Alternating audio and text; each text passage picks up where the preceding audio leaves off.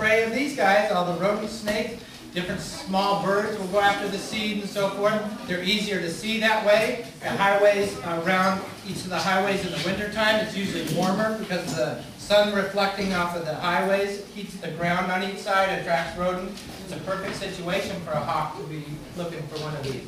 A car comes by, scares the mouse, he comes down after the mouse, then when the next car comes by, he gets hit by a car. That's what happened to this one. He's missing the sight in his left eye, has a detached retina there. And like I was telling you, hawks use that vision is so important for these guys to be able to see their prey. And falcons are cool too. So yeah. All right. Thanks, Jessica. My name is Bill, and I'm a volunteer with Operation WildLife. This is Annie, and she's also a volunteer. And our director, who's holding the eagle, and I might as well tell you right now,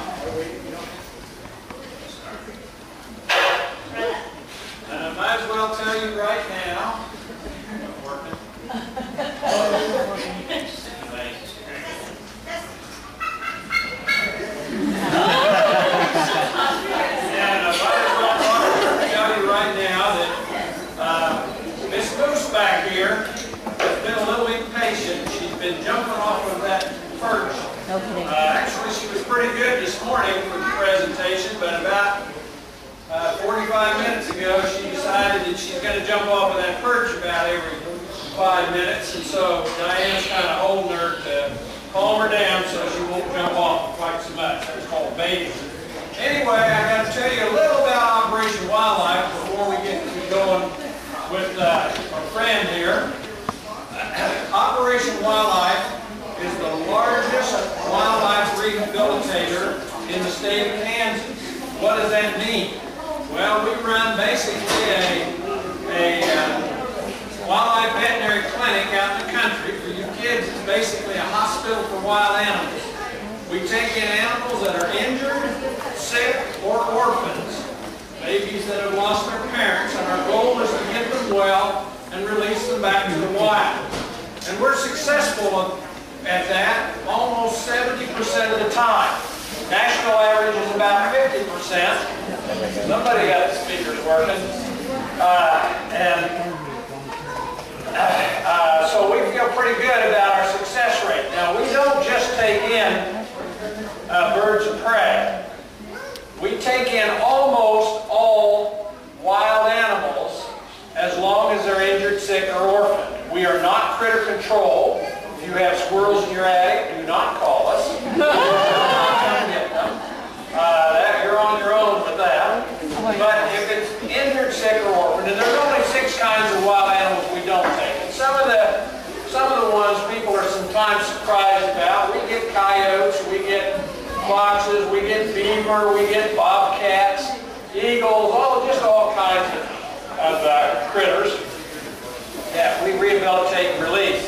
And we take in about, most years it's over 4,000 animals every year. So that's a lot that we do. We are licensed by U.S. Fish and Wildlife to do federally protected animals, which are pretty much birds. And then we're licensed by Kansas Wildlife and Parks for the other wild animals that are state protected and not federally protected. Now, when I say wild animals, I truly mean wild animals. We don't take any dogs or cats or horses or cows or canaries. We're not that kind of a rehab center. So that's what we do. U.S. Fish and Wildlife and Kansas Wildlife and Parks have a whole list of regulations that we have to follow, but they don't give us any money. So we depend on the general public for support. And one of the ways we do that is with public education programs such as this. And we charge for these. We thank DPU for paying for this program today. And we also take donations from the general public. At the end of this presentation, we have brochures up here that tell more about our organization and some newsletters, some old newsletters that you can kind of get a little feel for the organization. And you're welcome to those. They're strategically placed next to donation mason jars or cans, and so you're under, of course, no obligation, but if you got an extra buck or two or 50 or 100 that you can't find a use for, we would appreciate it. We have over 100 volunteers in our organization and 1 paid employee. We run shifts, 2 shifts every day, 365 days a year. These guys have all got to be fed and cleaned and all that, with pretty much all volunteers. So that's the sales pitch. Now we do education, and for education we use 2 types of animals. We use raptors and we use snakes. Don't have any snakes here today, but we do have raptors.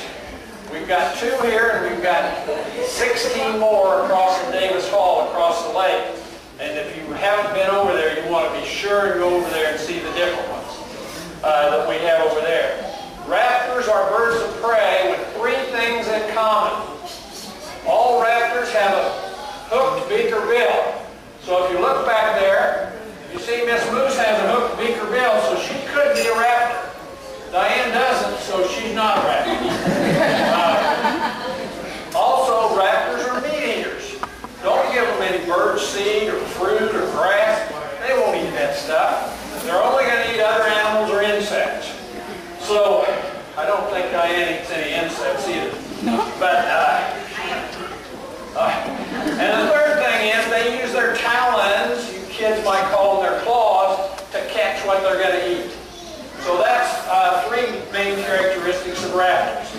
Now, the one I have back here, that Diane's got back here at the present time, her name is Miss Moose, and she's an American bald eagle. Bald eagles are found on 1 continent in the whole world, and that's North America. You don't find any bald eagles in Europe or Asia unless you're in zoos or somewhere, or in Africa or South America or Australia. So they are native to North America. They have been our national symbol since 1782. In 1782, Congress was deciding what ought to be our national symbol, and it came up with there were 2 birds that were vying for that position. One of them was the American bald eagle, but Benjamin Franklin and James Audubon were opposed to that. They wanted the wild turkey to be our national symbol because, as Benjamin Franklin thought, the eagle was a bird of ill repute. Well, by that, eagles, you know, they're perfectly good hunters, but they're also opportunity eaters. If an eagle happens to see an osprey that's got a fish, it's probably easier for the eagle to go take the fish away from the osprey than it is to go hunt a fish on its own. So it does that. So it said, well, they're robbers, they're of ill repute. We shouldn't have them, but I think they make a magnificent bird.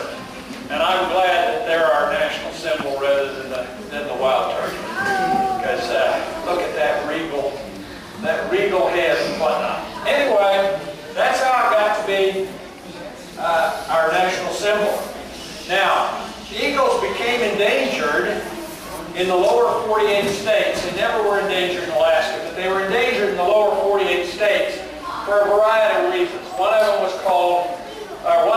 from pesticide use of particularly one pesticide called DDT that really wreaked havoc with the nesting of bald eagles and peregrine falcons and other types of birds. That pesticide made the egg shells very thin and they would break when the birds were trying to nest.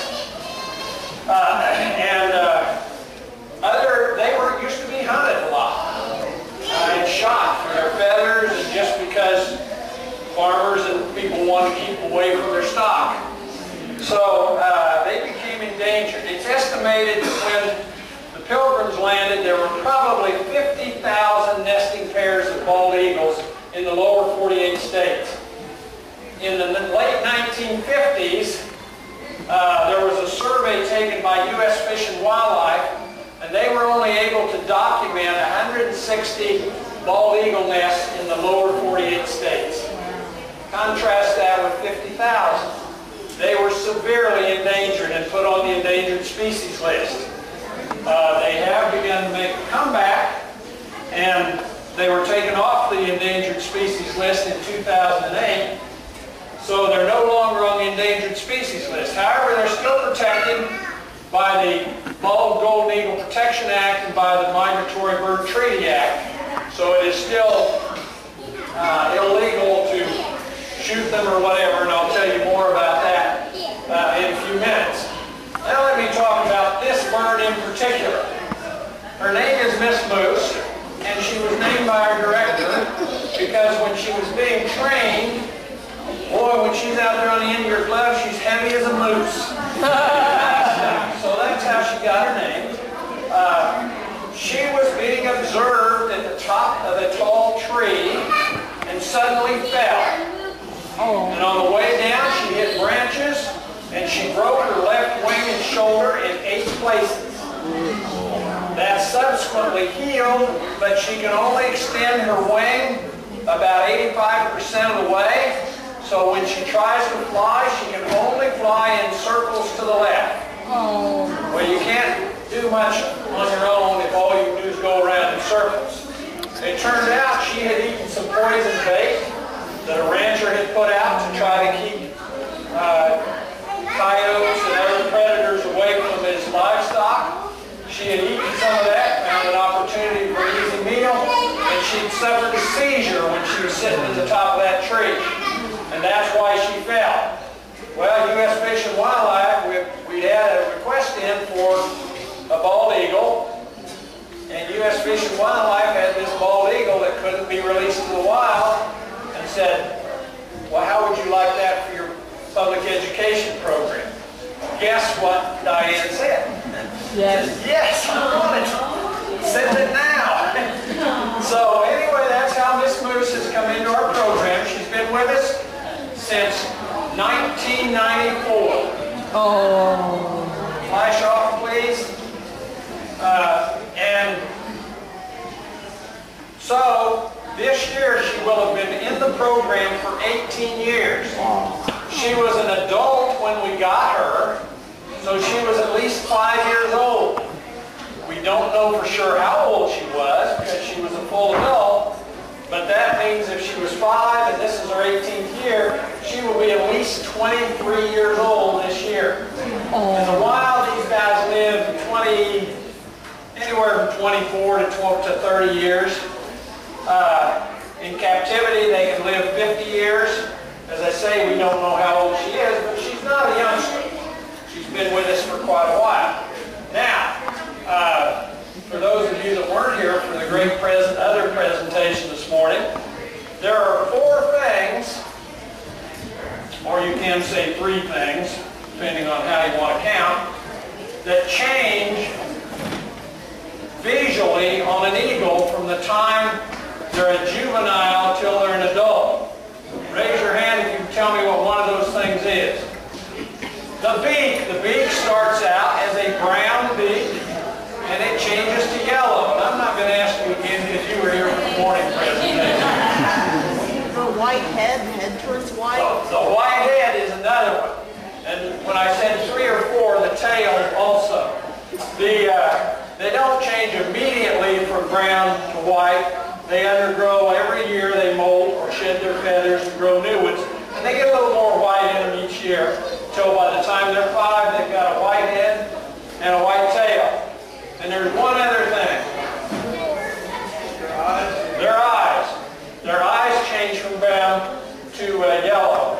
And one of the things we often hear is, well, I saw some golden eagles out there today. No, you probably didn't see any golden eagles. We don't have any golden eagles in this part of the state or in this part of Missouri. What you're looking at is an immature bald eagle. And if you go over to Davis Hall and see our golden eagle that's over there, you can see the difference in shape between the bald eagle and the golden eagle. The golden eagle is pretty regal and streamlined. We kind of call that the Mercedes of the eagle family. The golden eagle is kind of squatty and not much of a neck. We kind of call that the Mack truck of the eagle family. Anyway, that's some of the things that change on that. Now, I've been asking people to turn off their flash. And the reason that we do that, you know, 1 or 2 flashes aren't going to hurt the eagle, but a lot of flashes over time will hurt her eyes. Her eyesight is 8 to 10 times greater than ours. So let's assume that you were flying over Wyandotte County Lake with Miss Moose. First of all, what's her favorite food? Fish. So she's flying over there looking for fish, and you're flying over right along with her. How fast would you be flying? 50. Those that came to the morning session are not eligible things. How fast? 30. That's a pretty good guess. It's actually about 40. They can fly in level flight about 40 miles an hour. So you're flying over the lake about 40 miles an hour, and you look down at the water, and you see a fish. Who do you think sees the fish first? You or Miss Moose? Miss Moose. Moose sees it first. But this particular day, you're really lucky and you see it at the same time. You look down and this is what you see. Little fish down there to go after. This is what Moose sees. 8 to 10 times greater eyesight. They see with a lot more detail and a lot more colors than we do. Now, you both dive down to catch that fish. Who do you think's going to get there first? Miss Moose. Moose, you did already answer that, Moose. When she goes into a dive, she can reach speeds of about 100 miles an hour. So she comes down there and she goes after that fish at 100 miles an hour. Well, before she hits that water, she's got to slow down, because if she's coming down at 100 miles an hour, she's going to go splooshing right into it. So she flares those wings to slow down. She reaches down with those feet and those talons, and she hits that fish. Now, each one of those talons hits with twice the force of a .22 bullet. So that fish is pretty much toast when she gets it, and she flies off with it. Now, for you fishermen in the crowd, you don't have to worry about your trophy bass being taken by all these eagles, because they can only fly away, carry away something that weighs about half of what they weigh. Now, I haven't talked about weight, so this may be a good time to talk about weights. And that is, somebody raise your hand and give me a guess about how much she weighs. How many? 15.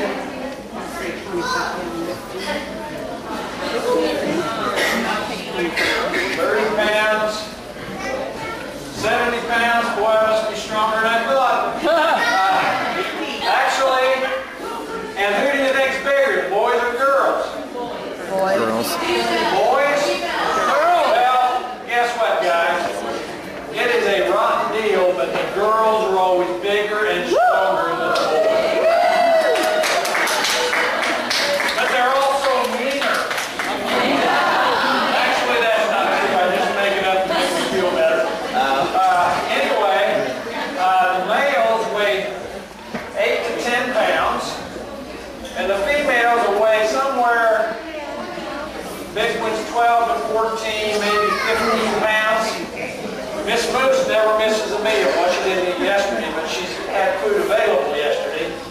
And she doesn't get quite as much exercise as one would get in the wild, so she's a little bit bigger than she should be. We were going to go on Weight Watchers together, and she was away, so I quit also. But she weighs about 17 pounds. Now, why is she so light? People guess large weights for the eagles. Well, she's light for a couple of reasons. Her bones are hollow. They're very strong, but they are hollow. So that makes her lighter. And her feathers are very light. Raise your hand if you know how many feathers an eagle has.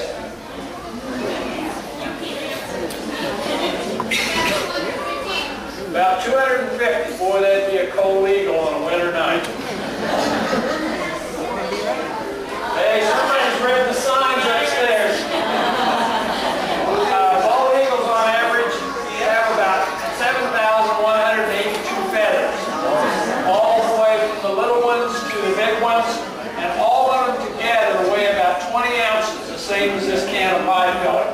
So that's another reason they're light. They're made of keratin. Man, I'm going to get one of them.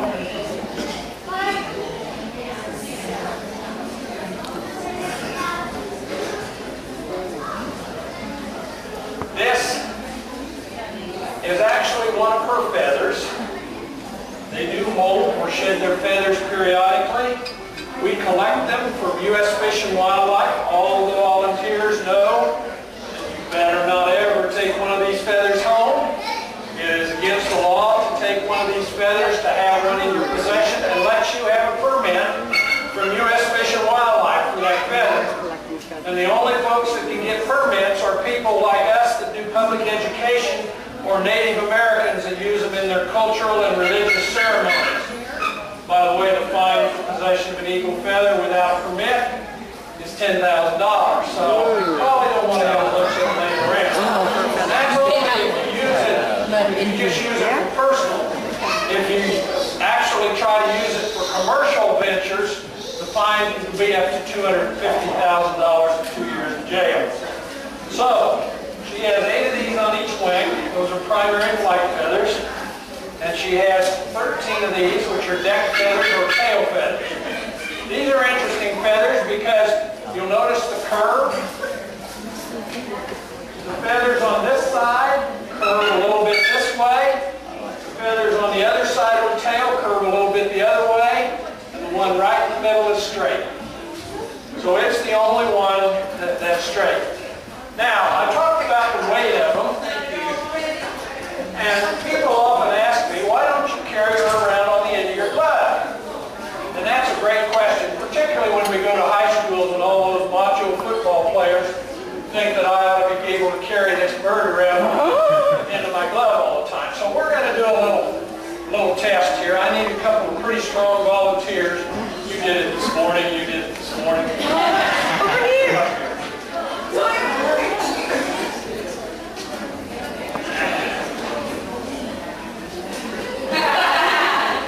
And actually, I've got 2 females, you right-handed or left-handed. Well, you're going to have to be left-handed today because she's got my glove. Yeah. Now, you guys are going to see if you can hold this bald eagle. And if you can do this for at least 5 minutes, you're going to get a chance to go back there and hold the eagle. Now, you got to be able to do this for 5 minutes. This is an eagle glove. You have to look carefully while I explain it. This part is leather and Kevlar. Kevlar is what bulletproof vests are made out of. And that's so they can't poke holes in it with their sharp little talons or claws. The hand part of it is made with elk hide, which is the most puncture-proof of the elk hides, and it's 2 and 3 thicknesses. Now, when you put this glove on, you're going to hold your arm completely straight. You don't want to bend that elbow like this because if you get her beak up close to your face, she can take a 2.5-inch chunk of meat out with one bite. She can take off your nose with one bite. And you know, it's tough to get naked for your senior prom. So, the other thing is, your wrist has to be higher than your shoulder. If you put your arm down like this, that bird is going to climb up that glove as far as she can get and once again get close to your face. So you want to have that a little higher than your shoulder. Now you're left-handed, so put on that glove. You're right-handed. These were $50 a pair, and they were cheap. Today they would cost $100 anyway. Okay. Which one of you wants to hold the girl and which one the boy? We got a lot of volunteers to hold the boy. Well, you're bigger, so you get to hold the girl. Just grab it right there and hold it. Hold your arm straight out. Sideways. Okay. You're going to do a presentation, so you got to smile.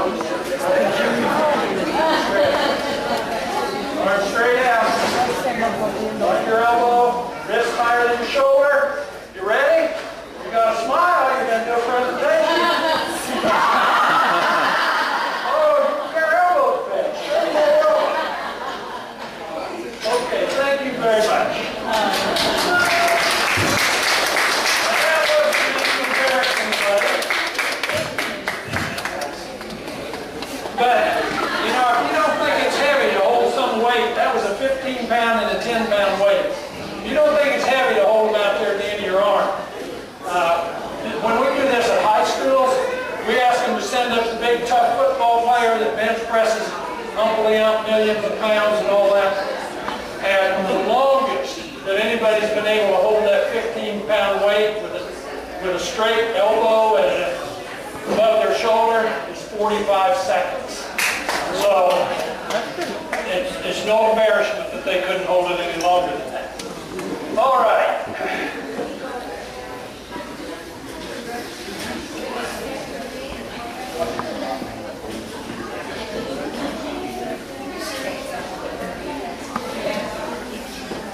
All right, now, these guys, in the spring, they build a nest.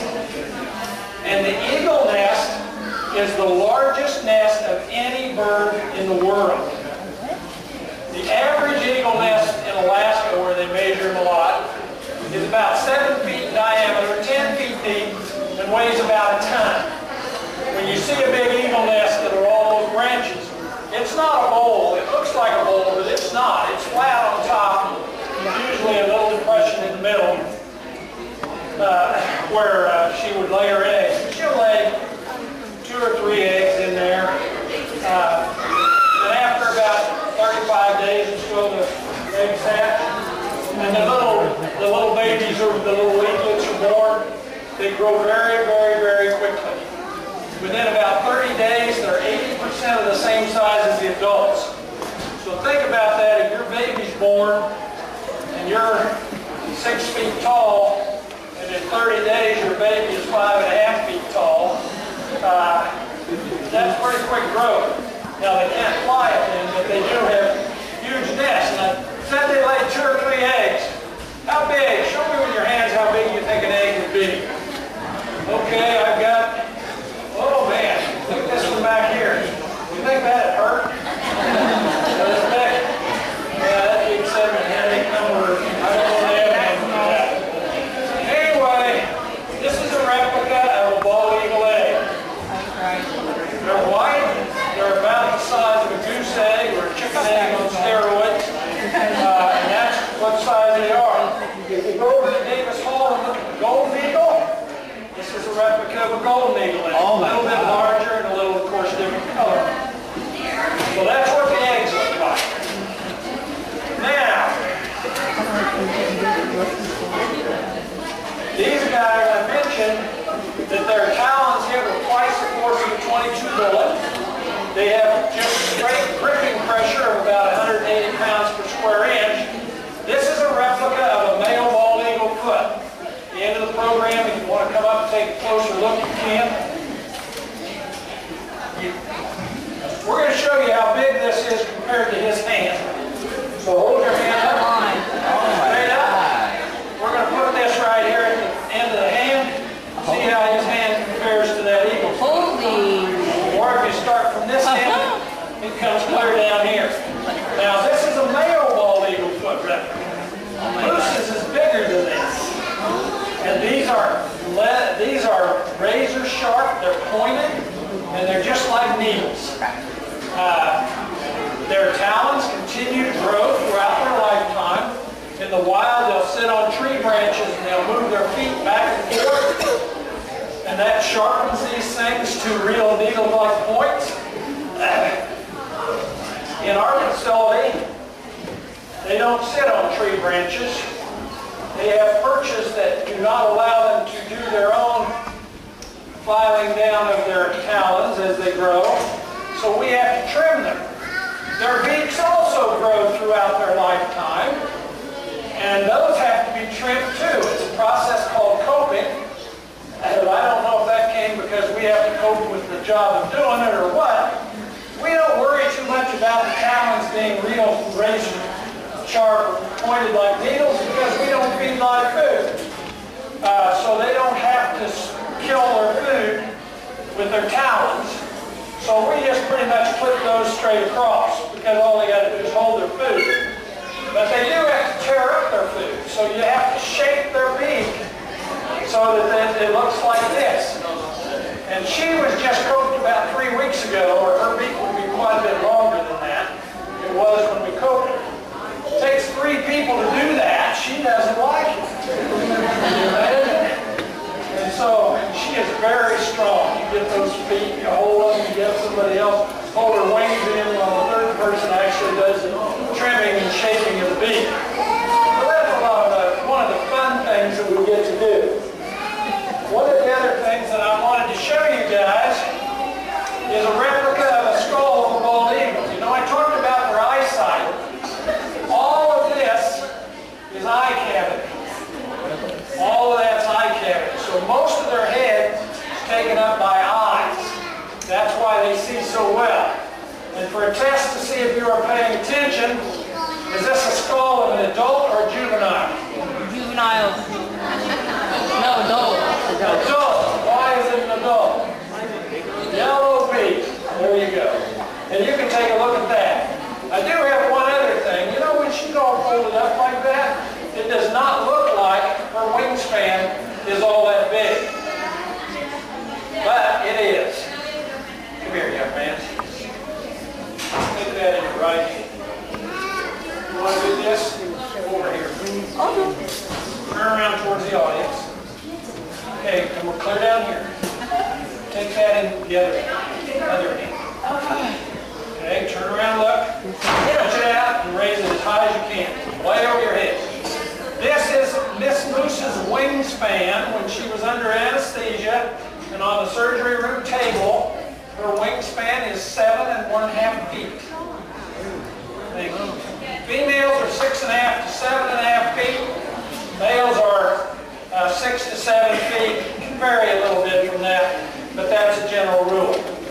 Now I showed you the feathers of Miss Moose, the primary flight feather of Miss Moose. Whoa!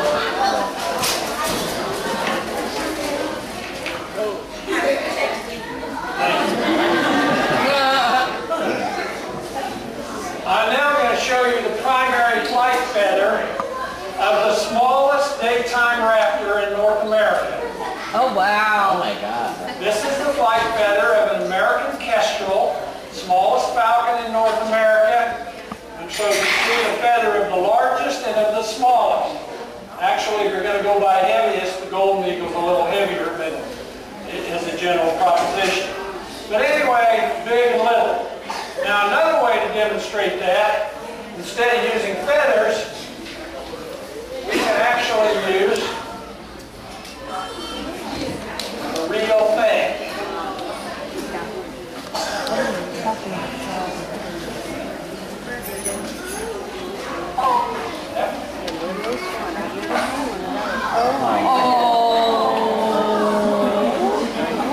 This is a little male American kestrel. Kestrels are very common around this area. There's hardly a day goes by I don't see one in the wild somewhere. But you've got to know what you're looking for. You know, before I started volunteering at Operation WildLife, I would have said I'd never seen a kestrel because they're hard to see the different colors from a long distance away. But if you see one on a wire bopping its tail like this one, whoops, that's called a tail bop, and kestrels do that frequently. Other birds will use their tail for balance, but these guys just sit around and bop them for whatever. Now let me tell you about Mr. G here. You know, I think I mentioned that the birds of prey that we use in our programs all have a permanent disability of some kind, can never be released to the wild. Our first goal is always to rehabilitate and release. Mr. G here has never been sick a day in his life. He's never had an injury. He can fly just fine. So why in the world would we have him for public education? Because he's an imprint. Between weeks 2 and 13, these birds of prey are learning what they are. And they normally see their parents coming to feed them, and they figure out they're the same as their parents. Well, Mr. G here was taken from the nest when he was just a little baby, and he was raised by people. They thought it would be neat to have a kestrel as a pet, so they raised him, took him home, put him in a cage, fed him, raised him. All he saw were people. So guess what he thinks he is? A person.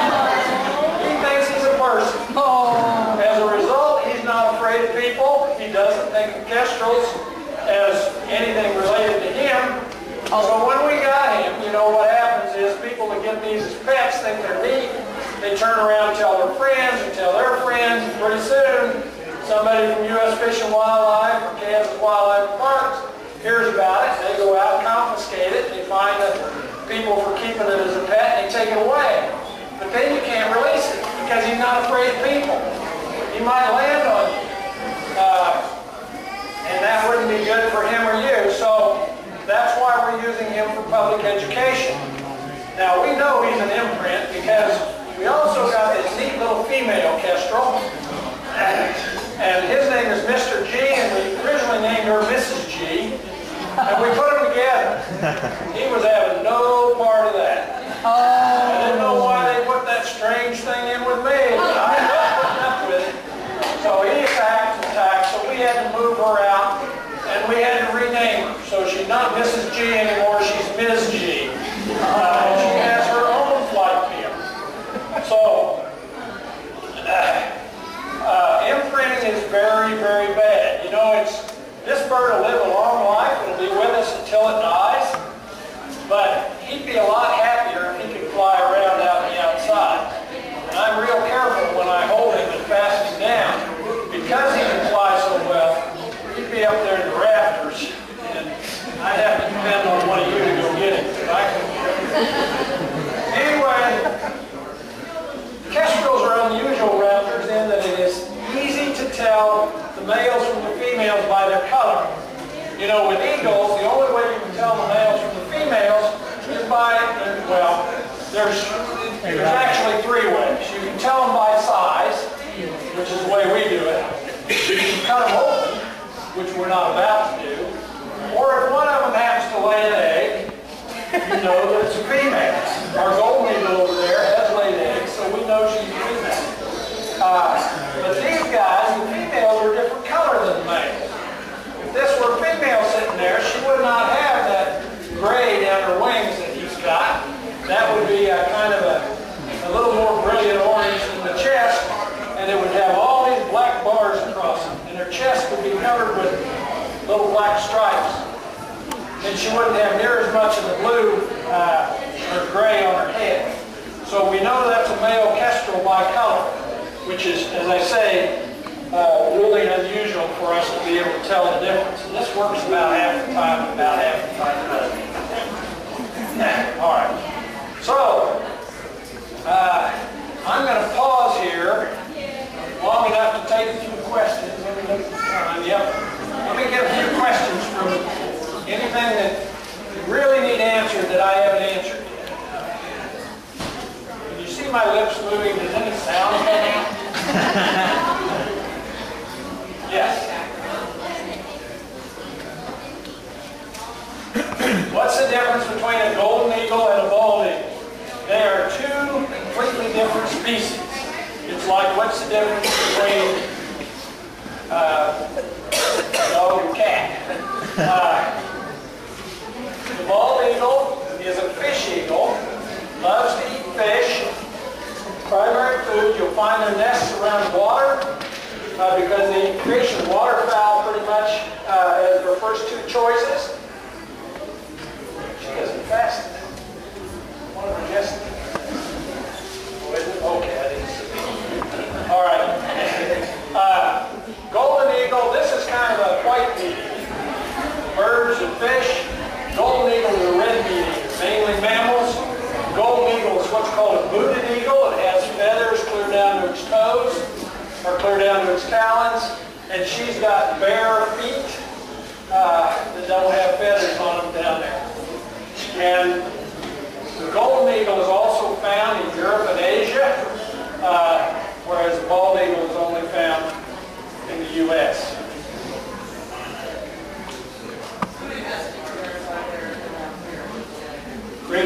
Oh, around the lake? I don't think there are any.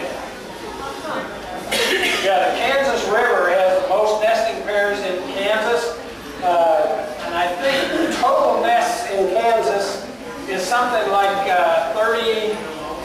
34 that have actually produced young. The first one was in 1989 on Clinton Lake, so they've really made a comeback here. The same in Missouri. Now they have quite a few more nests. They've got 70-some nests in Missouri. The lake with the most of them is Truman Lake over there. They have, I think, 12 nests on Truman Lake. So they've made quite a comeback from the few that were there. There's now about 10,000 nests in the lower U.S., so they've made a tremendous comeback. Did you say that they make for life? I don't know if I said they make for life, but they do. And that brings me to a fun little story. There's a guy by the name of Mike Watkins. He's a biologist for the Corps of Engineers, and he's responsible for the Corps of Engineer lakes in Iowa, Nebraska, Kansas, and Missouri. And he actually bans a lot of these eaglets when they're born in the... So he goes out and does a lot of observations. And one December day, he was out observing a pair of eagles working on their nest. Now, sometimes, you know, they do mate for life. They'll separate for a while. They'll get back together. And sometimes they continue to come back to the same nest or maybe alternate between a couple of nests every year. And they were working on repairing their nest, building it up, and so on. So he got out watching them. It's really cold. A lot of times they'll pick up these branches from the ground and take up to the nest, but it was so cold that most of that was frozen in. So he was watching this pair of old eagles. And the female goes out and she actually breaks off a branch on a tree.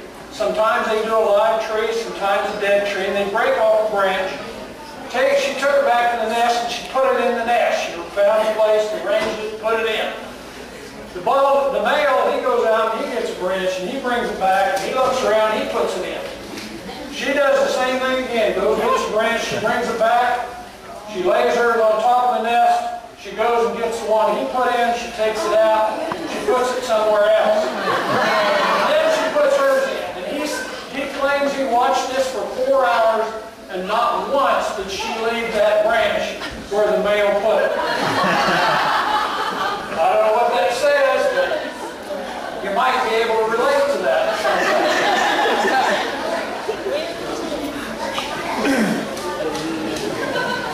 What?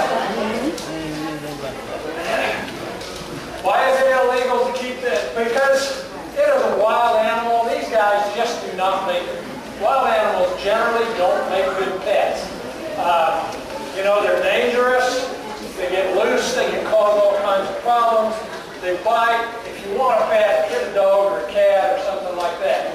Certain birds, you know, if you're really into birds, if you want to get a macaw, of course, a macaw is going to live to be about 100, and it's going to have the mentality of a 2-year-old, and it's going to do what 2-year-olds do when they don't get their way. It's going to throw a temper tantrum. So if you want to live with a 2-year-old for the next 60 or 70 years, get a macaw. But wild animals just don't make good pets. They belong in the